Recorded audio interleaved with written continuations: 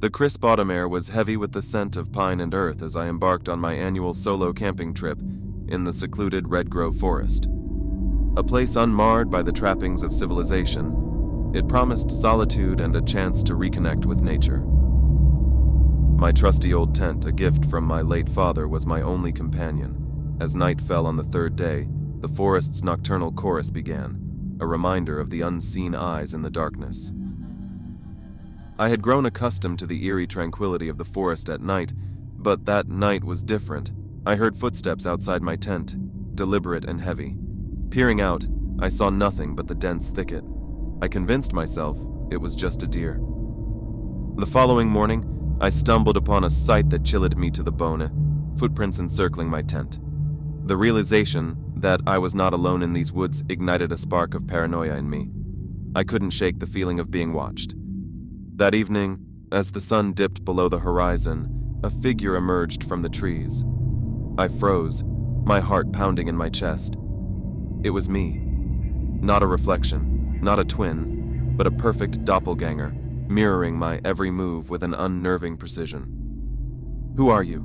I demanded, my voice trembling. The doppelganger simply smiled, an all too familiar smile, and spoke in my voice, "I am you, but liberated from your fears and inhibitions." As night enveloped the forest, my doppelganger began to recount my deepest secrets and fears, things I had never shared with anyone. The intrusion of my innermost thoughts being vocalized by this entity sent waves of panic through me. It felt like a betrayal of my own mind. For the next few days, the doppelganger followed me, a constant reminder of my vulnerability. My routine was shattered, each day unpredictable as I tried to evade my sinister twin. The lines between reality and paranoia blurred, and I began to question my sanity. Then, on the seventh night, a revelation struck me. My doppelganger's presence intensified my fears, but it also forced me to confront them. In a moment of clarity, I understood that this entity was not just a mimic, but a manifestation of my inner turmoil. Determined to reclaim control, I confronted my doppelganger. "You are the embodiment of my fears, but you do not define me." The doppelganger smirked. "To defeat me, you must embrace the very fears you seek to escape." With a deep breath, I stepped forward, closing the gap between us. The forest was eerily silent as we stood face to face.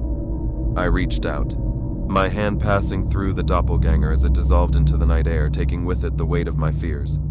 The next morning I packed up my tent, feeling a sense of liberation. The experience in Red Grove Forest was a harrowing journey through the depths of my psyche. I left the woods not just as a survivor, but as someone who had faced the darkest parts of himself and emerged stronger. The liberation I felt was short-lived. As I journeyed deeper into the forest, the eerie silence grew suffocating. The once familiar trees now loomed over me like grotesque giants, their twisted branches clawing at the gray sky. My mind, still reeling from my encounter with the doppelganger, began to play tricks on me. Shadows morphed into sinister figures, and the rustling leaves whispered threats. My paranoia amplified with each step, turning the forest into a labyrinth of terror. That night, as I tried to sleep, the haunting image of my doppelganger lingered in my mind. Every rustle outside my tent sent jolts of fear through me, and the darkness felt alive with malevolent forces. The line between wakefulness and nightmares blurred, and I found myself trapped in a torturous cycle of half-sleep, plagued by visions of my doppelganger returning, its smile wider and more menacing. The next day, I discovered my supplies scattered and ravaged. It was clear that something, or someone, was tormenting me. The dread of the unpredictable had taken root in my mind, transforming the once peaceful forest into a hostile entity. And the isolation felt more profound than ever. It was in this blinding whiteness that I heard it again, the unmistakable sound of footsteps mirroring my own. A chill ran down my spine. The doppelganger was back, but this time, it stayed just out of sight, a constant, unnerving presence. Night fell, and with it, the forest plunged into an impenetrable darkness. The feeling of being watched intensified, and I could sense my doppelganger lurking in the shadows. My own thoughts became intrusive. Images of being attacked or worse flashed through my mind, each scenario more horrifying than the last. In a desperate attempt to escape, I ran blindly through the forest. Branches tore at my clothes and skin, but fear propelled me forward. I stumbled upon a clearing, and there, under the ghostly glow of the moon, stood my doppelganger, its eyes reflecting a malevolence that froze my blood. "You cannot run from yourself," it whispered in a voice that was both mine and not mine.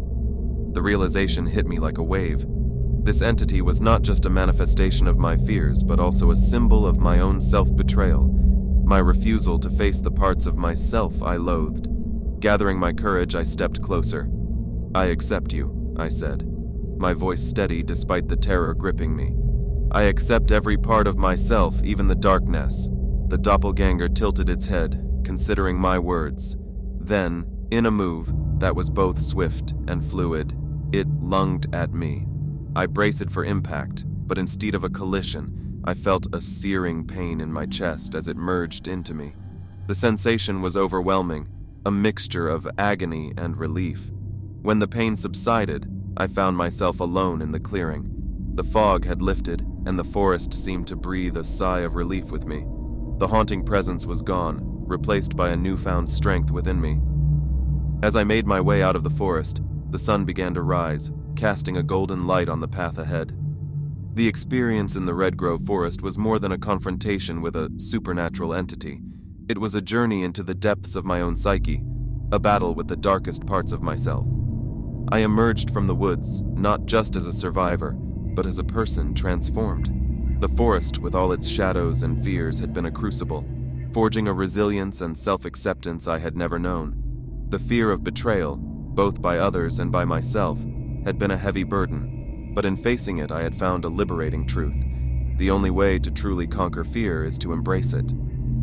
As I made my way back to civilization, the forest behind me seemed less foreboding, a reminder that sometimes the greatest fear comes from within, and the only way to conquer it is to face it head-on.